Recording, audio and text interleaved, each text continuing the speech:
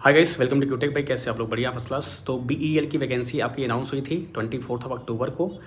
कई लोग लगातार उसके रिगार्डिंग क्वेरीज आ रही थी, ईच एंड एवरीथिंग कि सर सिलेबस क्या होगा, पैटर्न क्या रहेगा, एग्ज़ाम कब होगा, वगैरह वगैरह। तो आज हम इस वीडियो में वही बात करने वाले हैं और एक प्रॉपर वीडियो अलग से आपका आएगा, उसमें हम लोग डिटेल में और भी चीज़ें बात करेंगे।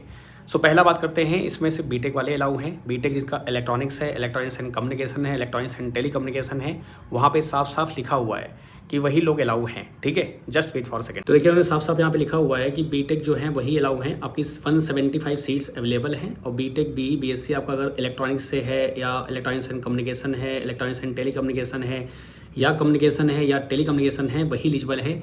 इसके अलावा कोई अगर आपके पास और भी डिग्री है तो आप एलिजिबल नहीं होंगे। ठीक है, तो पहला ये हो गया। आपका एज है 25 for general category. SC ST and OBC के लिए आपका जो +5 +3 ईयर्स आपके जो होते हैं वो आप ऐड ऑन कर लीजिएगा। बात करते हैं आपका जो एग्ज़ाम डेट हो सकता है इसके लिए। आपका पिछली बार 23 में जो वैकेंसी आई थी तो आपका जो नोटिफिकेशन आपका आया था वो आया था अक्टूबर में। आपका आया था 28 अक्टूबर को आपकी लास्ट डे थी फॉर्म की, और आपका जो पेपर हुआ था वो हुआ था दिसंबर में आपका।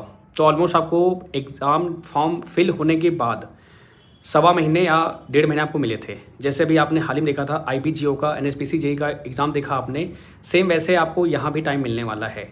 अगर मैं बात करता हूँ फॉर्म डेट को लेकर, तो वहाँ से लेके आपका एग्ज़ाम तक आपको कम से कम 1.5 महीने, वो 1 महीना मानिए, 2.5 महीने 3 महीने आपको मिल जाते हैं। अच्छा, इसका फॉर्म आपका फिर आया था जनवरी में। आपका आया था जनवरी का फॉर्म जो आया था आपका, मार्च में डेट होना था लेकिन नहीं हुआ था कुछ कारणों से आपका, तो मई में हुआ था। तो यहाँ पे आपको 1-1.5 महीना एक्स्ट्रा आपको मिल गया था। लेकिन अपना टारगेट क्या है कि भाई अगर नवंबर में आपका फॉर्म फिलअप एंड हो रहा है 14 नवंबर आपका, तो आपका जो एग्ज़ाम है वो दिसंबर लास्ट या जनवरी फर्स्ट वीक में चांसेस हैं पूरे होने के। अगर लक अच्छा रहा तो आपका जनवरी एंड तक में हो सकता है, जो अभी तक का सिनेरियो रहा है। सिलेबस की बात करें तो सिलेबस आपका जो है वो आपका जो है बीटेक में जो आपका पढ़ाया जाता है वही आपका रहता है। मतलब अगर आप RRB JEE का प्लान कर रहे हैं इसके साथ में तो आप कर सकते हैं बिना किसी दिक्कत के।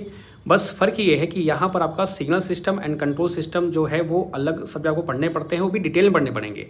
इनके जो क्वेश्चंस आपके हैं वो राउथ हर्बिट से भी आए हैं, नाइक्विस्ट से भी आए हैं, बोडे प्लॉट से भी आए हैं। आपका अगर मैं सिग्नल सिस्टम की बात करूँ तो वहाँ पे जेट ट्रांसफॉर्म से भी क्वेश्चन आए हुए हैं। तो उन्होंने पूरे सिलेबस को कवर किया हुआ है। तो सिग्नल एंड कंट्रोल जो कि आपके RRB JEE में नहीं पूछा जाता है, आपके यहाँ पे पूछा जाएगा। तो ये 2 एक्स्ट्रा सब्जेक्ट आपको पढ़ने पड़ेंगे।